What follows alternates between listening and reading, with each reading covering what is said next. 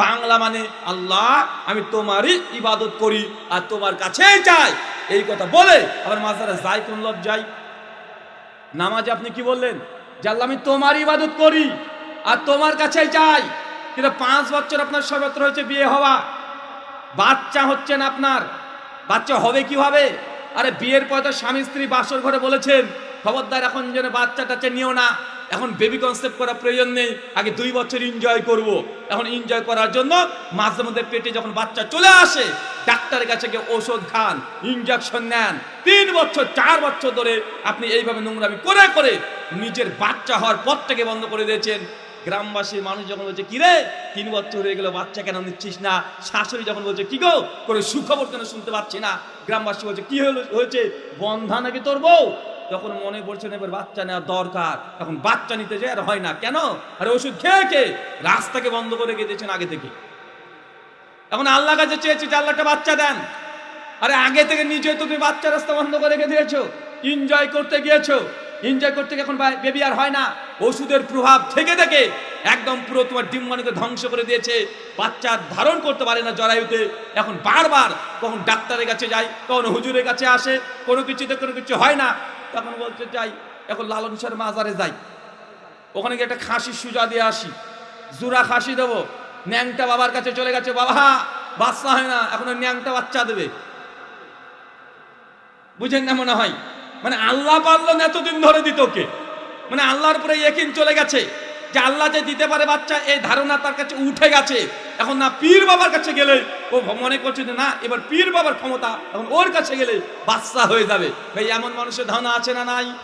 শোনেন, যদি কোরআন হাদিসের কথা যে নিজের বিরুদ্ধে চলে যায়, রাষ্ট্রের বিরুদ্ধে চলে যায়, তারপরে মানতে হবে। সাহাবী তখন বলছে ইয়া রাসূলুল্লাহ আমার ভাইয়ের পেটে ডায়রিয়া, নবী তখন বলছেন যাও তোমার ভাইকে মধু খাওয়াও। কি খাওয়াও? মধু।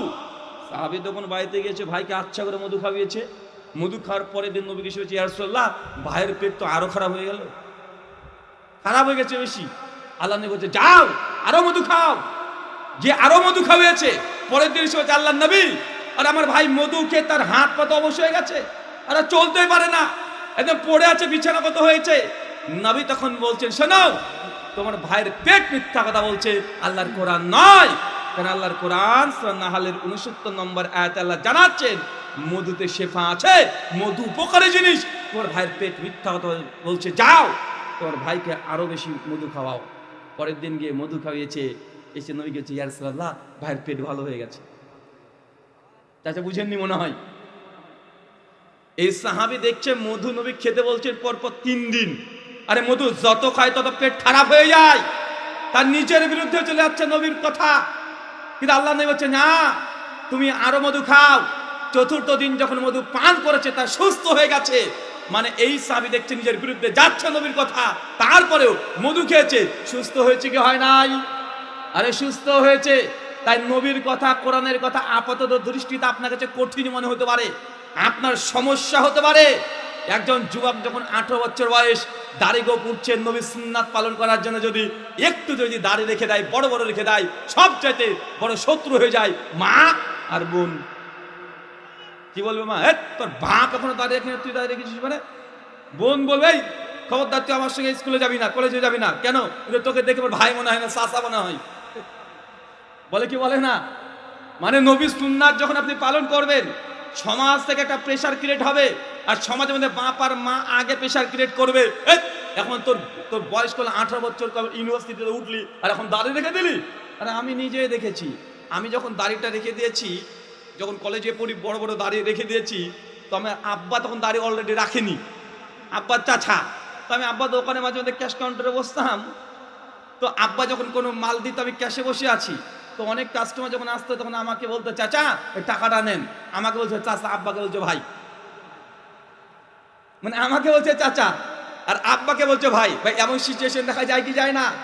এরকম সিচুয়েশন দেখতে পাবেন যদি নবী সুন্নাত পালন করতে গিয়ে সমাজের বিরুদ্ধে চলে যায়, নিজেকে অপমান অপদস্থ হতে হয়, তারপরে মুসলমান নবী সুন্নাত কি ছাড়া যাবে?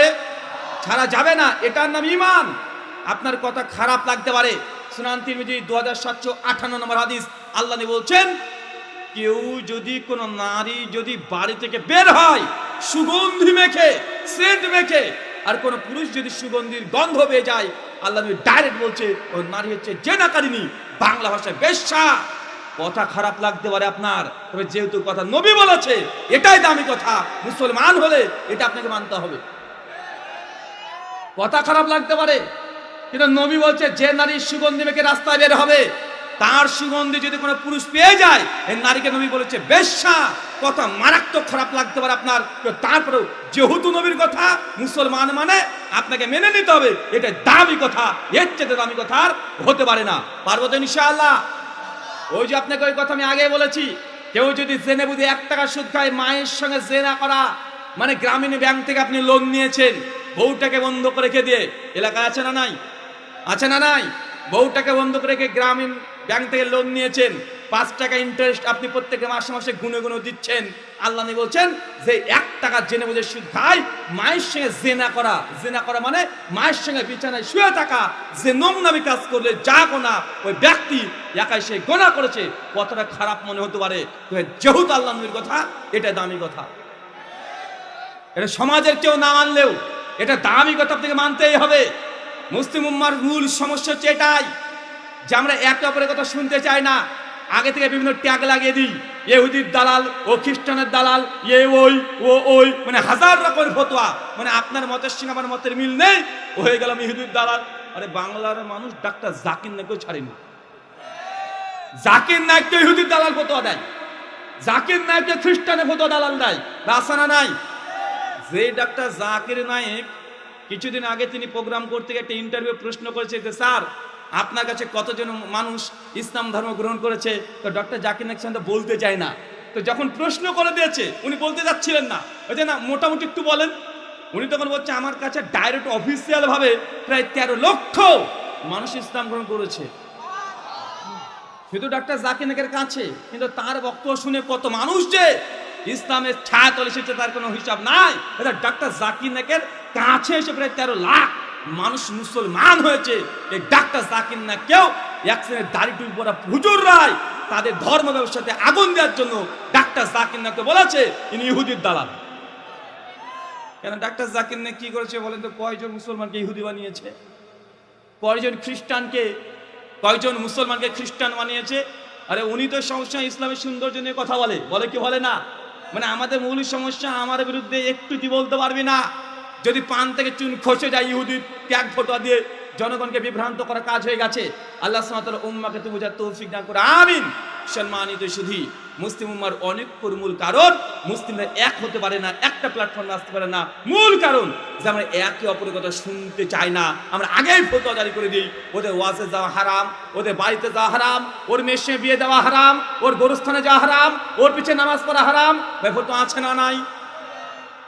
দেখবেন মসজিদে হুজুর যিনি সেক্রেটারি উনি 1 নম্বর সুদখোর, আছে না নাই? সুদ না খেলেও একদম লটারি কাটে, লটারি পাওয়া যায় না, একদম লটারি কাটছে, সুদের সঙ্গে যুক্ত আছে। ওই লোকটাকে কেউ কোনো কথা বলে না, কিন্তু একটা ছেলে নতুন ও সৌদি আরবে গিয়েছে, যে দেখেছে ওখানে সবাই যখন নামাজ পড়ে জোরে আমিন বলে, তো ওখান থেকে হজ উমরা করতে গিয়ে বেচারা শিখে এসেছে সুন্নাত জোরে আমিন বলা। এখন নিজের মসজিদে এসে একটু শুধু জোরে আমিন বলেছে, ইমাম সাহেব যে কে রে, কে কোথা থেকে এলো, ভাবছি মঙ্গল গ্রহ থেকে এসেছে। নামাজ শেষের অপেক্ষা নাই, নামাজ শেষ হয়ে গিয়ে তাকে এবারে ঘুরে বেড়া, কে রে তুই, কে কোথা থেকে এলি, জোরে বললি কেন আমিন?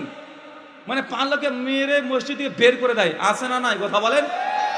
কিন্তু যে সুদখোর, হুজুর জিন্দেগিতে বললো না যে সুদখোর হলে মসজিদে ঢুকবি না, কিন্তু কেউ যদি একটু জোরে আমিন বলেছে, ওকে বলছে এই মসজিদে জোরে আমিন বলা নিষিদ্ধ, জোরে আমিন বললে মসজিদ তাড়িয়ে দেবো, আছে না নাই? এখন বলেন তো জোরে আমিন বলা কি বেশি পাপ না সুদ খাওয়া বেশি পাপ? আমি ধরে নিলাম জোরে আমিন বলা যাবে না, হাদিস নাই ধরে নিলাম 1 সেকেন্ডের জন্য, একজন জোরে আমিন বলছে আর একজন সুদ খাচ্ছে, কোনটা বেশি বড় পাপ? তো হুজুর আমাদের সমাজে কি করে? হুজুর তো যে বাড়িতে ডিজে বাজে, গান বাজে, ওই বাড়িতে গিয়ে বিয়ে পড়ায়, হুজুর জানে না যে বাড়িতে বিয়ের ড্যান্স, এই গান বাদ্য যন্ত্র বাজে, আল্লাহ নবী কান ধরে তিনি আঙ্গুল পুরো দিয়ে চলে যেতেন। যতক্ষণ গান বাদ্যযন্ত্র শুনতেন নবী আঙ্গুলটা কান থেকে বের করতেন না। আর হুজুর ওই বাড়িতে বিয়ে পড়াচ্ছে, ডিজে বাজছে, গান বাজছে, হুজুর জিন্দেগিতে সাহস করে বললো না যে এই বাড়িতে যদি গান বাজে আমি বিয়ে পড়াবো না, জিন্দেগিতে বলে না। কেন?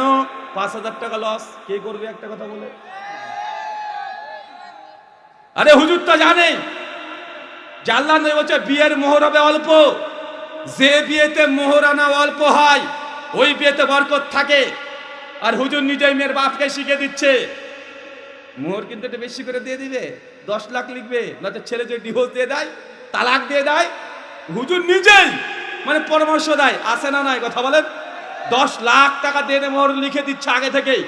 কারণ মেয়ের বাপও বলছে যে না, মেয়ে যদি আবার সংসার করতে না পারে, মানে মেয়ের বাপের নিয়াত খারাপ, ও আগেই ধরে নিয়েছে মেয়ে সংসার করতে পারবে না, যদি তালাক যদি দিয়ে দেয় তার ছেলেকে জব্দ করে ছেড়ে দেবো, 10 লাখ টাকা মানে আগে থেকে বেঁধে দিচ্ছে, আছে না নাই? আবার হুজুর যখন রেজিস্ট্রেশন খাতাতে লিখছে তখন বলছে কি লিখবো? বলছে লিখেন একটা আরাম 15, 6 লাখ টাকা, ঘর সাজিয়ে, খাট 2টা, মানে সব লিখে দিচ্ছে। হুজুর কিন্তু ভালোভাবে জানে যে এইভাবে যৌতুক নেওয়া হারাম, কিন্তু হুজুর তারপরেও সে বিয়ে পড়াচ্ছে, আছে না নাই? এগুলো নিয়ে সমাজে কোনো কথা নাই, এগুলো নিয়ে সমাজে কোনো মানে মসজিদে কোনোদিন জোরে একটা খুতবা দিয়ে বয়কট ডাক করলো না, যেই বিয়েতে এই ধরনের নোংরামি হবে ওই বিয়ে আমি হুজুর পড়াবো না, কিন্তু ওয়াজ মাহফিল হবে, হুজুরা থানায় গিয়ে লিখিত আকারে বক্তব্য দিতে দিবে না, এমন ষড়যন্ত্র করে কি করে না? এটা হুজুর না খেজুর? এলো হুজুর না খেজুর কথা বলেন? আরে ভাই আপনার সঙ্গে দ্বিমত আমার থাকতেই পারে, যদি আপনি এরকমই করেন যে আপনারা সংখ্যায় বেশি আছেন ওদের আলোচনা সভা করতে দেব না, তো ভারতের নরেন্দ্র মোদীজি তো ঠিকই করছে, ওরা হিন্দুরা বেশি, মুসলমানকে মসজিদ আজান দিতে দেবে কেন? ওদের গরু হচ্ছে মা, ওদের মা, ওরা বিশ্বাস করে, ওদের ভগবান বিশ্বাস করে, তো মুসলমান যদি খায় তো মুসলমানকে মারছে, আপনার যুক্ত যদি ভালোই করছে তাহলে, কারণ আপনারা সংখ্যাগরিষ্ঠ অধিকাংশ, তাই আপনাদের মতের বিপক্ষে গেছে, এই জন্য যদি আপনি ওয়াজ মাহফিলে যদি বাধা সৃষ্টি করতে চান, তাতে হিন্দুরা তো ইন্ডিয়াতে আমাদের ভারতে যা করছে তা আপনার বুদ্ধি অনুযায়ী তো ওরা তো ঠিকই করছে, তা আপনি এখন চিল্লাচিল্লি করেন কেন? ভাই কোনো আদর্শকে, কোনো মতবাদকে, কোনো মতবাদকে কখনো বাহুর জোর দিয়ে ঠেকানো সম্ভব নয়। মানুষ সত্য পেয়েই যাবে যে অনুসন্ধান করে। একটা বক্তব্য যদি না হয় তাতে কোনো যায় আসে না, হাজার হাজার ইউটিউবে বক্তব্য মজুদ আছে না নাই? হুজুর এই গ্রামের একটা ওয়াজ মাহফিল বন্ধ করে দিতে পারে, কিন্তু বন্ধ করে দিলে যে আমাদের কণ্ঠস্বর যে থামিয়ে দেওয়া যাবে এটা সম্ভব না। এখন ইউটিউব হাফেজাহুল্লাহ চলে এসেছে, আর ফেসবুক দামাদ আলিয়া, ওখানে একটু বক্তব্য দিয়ে দিলে এখানে 5,000 10,000 মানুষ হয়, ইউটিউব আর ফেসবুক থেকে লাখ লাখ মানুষ বক্তব্য শুনতে পায় কি ভাই না? তো এটা কি ওই অন্ধকারের যুগ নাকি রে ভাই, যে একটা ওয়াজ মাহফিল বন্ধ করে দিলে মনে করছে সার্থক হয়ে গেছি? এটা হয় না, এখন টেকনোলজির যুগ। যুবকরা এখন এই মাহফিলে যত আসে ওর চাইতে ফেসবুকে বেশি থাকে, থাকে কি থাকে না? আরে হেদায়েত তারা পেয়ে যাবে অটোমেটিক, যদি সে হেদায়েতকে অনুসন্ধান করে। আল্লাহ বলছেন লাইকাল্লাযিনা হাদাহুমুল্লাহ, যারা কথা শোনে, কথা শোনার পরে যেই কথাটা দামি কথা মানার মতো হৃদয়কে উন্মুক্ত রাখে, আল্লাহ বলছেন উলাইকাল্লাযিনা হাদাহুমুল্লাহ, মূলত আমি এই সব ব্যক্তিকে হেদায়েত দিয়ে থাকি। আল্লাহ যাকে তাকে হেদায়েত দেবে না। হেদায়েত পাওয়ার জন্য দুটো শর্ত, এক শোনেন কথা, সবার কথা শোনেন,